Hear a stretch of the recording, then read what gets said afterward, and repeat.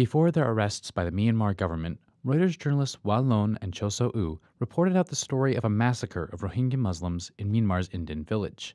They pieced together the events of the mass killing through dozens of interviews, some of which came from the alleged perpetrators. If you remember, the lead quote in that story comes from the Rakhine man who actually bound these people together with a string and dug their grave. Antony Slodkowski is the Myanmar bureau chief for Reuters and shares a byline on the Indin story. They found out about this massacre, but as they were sort of driving inside the conflict zone. Somebody just mentioned it as if they were buying a pound of potatoes or something like that. That there was a massacre of 10 Rohingya Muslim men in a village where they were actually headed towards. Trying to get to the perpetrators is sort of our modus operandi. This is how we do it.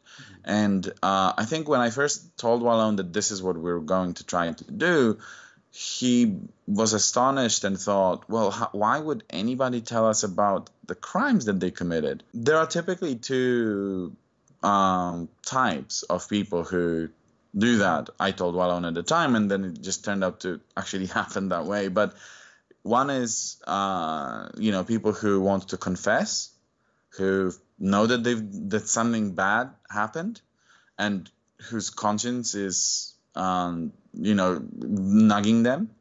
And then there is another type of people who are very proud of what they've done and who want to brag and who are so immoral they see absolutely nothing wrong. And in fact, they want to tell the world about it. But reporting on the killings wasn't just a matter of talking to witnesses. The journalist also tracked down the families of the victims to verify the story. The families of the people who were killed were on the other side. They have fled to Bangladesh. They were sheltering in a refugee camp over there. So what we needed to do is we needed to print out these horrifying photographs of the men kneeling before the execution, fly to Bangladesh, and then find in a massive tent city of 1 million people, find 10 families and trying to corroborate. We had families breaking down in front of us. We had people crying because this was the first time they've actually seen what happened to these men. When I had a call from one of our colleagues